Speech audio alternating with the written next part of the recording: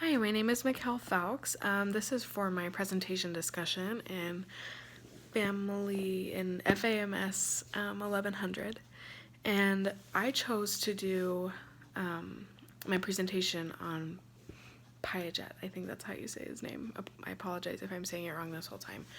But I feel like he has always been he had a brilliant mind from the beginning. As I did my research, even in his youth, he at first focused on zoology and wrote on zoology at 15 years old, and that's amazing to me. And I think it would take an amazing mind like that to be courageous enough to discover the things that he did within his research.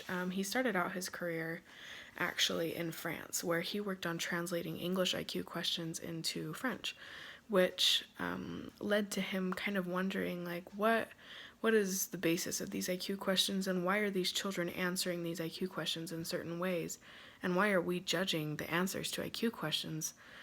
Why are we using those to determine how smart these kids are? And I feel like that was a really bold move, and I respect that because I love kids. I love seeing them develop, and I think that that was really awesome that he considered that when working at this job. This was specifically challenging because for children, if anyone has taught children or communicated with children, they know that you have to be simple when talking to them, when teaching them anything. You can't go into too much detail. You can't try to explain things for too long because they'll lose their attention. And so he really had a challenge in providing tests and questions that would prove this theory. So I admire that in him.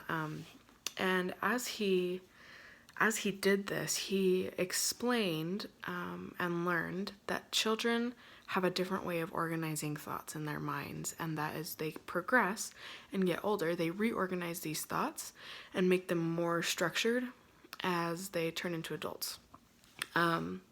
So I really liked that description that he gave, that it was just a reorganization. These children don't have a lack of thoughts. They're just organized in a different way that eventually becomes more abstract, I guess you could say, as they get older. So in the article that I focused my paper on, it describes the cognitive theory in three different categories. So the first one is the schemas, the second one is adaptation, and the third one is the actual stages of cognitive development. And so the schemas are basically just situations or experiences that these children go through that allows them to process what's going on. And so this is necessary to be the first one because as the schemas develop, they use those to adapt.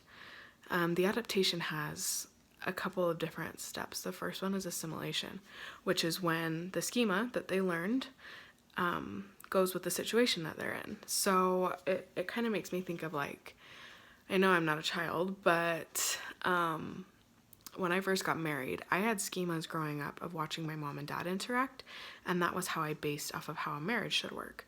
So I used the schemas that I learned and adapted them into my marriage. However, that leads me to my next point in this adaptation, which is when you actually do adapt. And you realize, okay, well, the schema isn't going exactly how I planned because I'm a different person than my mom was, and my husband's a different person than my dad was.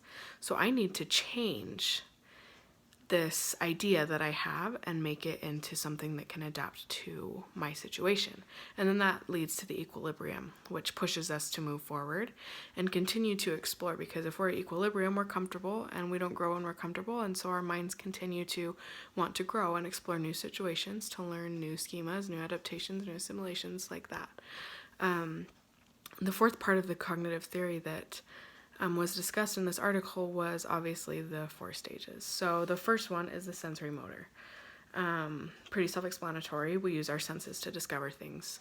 The next one is the pre-operational. So the pre-operational is from age 2 to 7.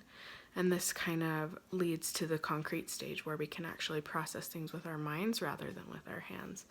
The last one is the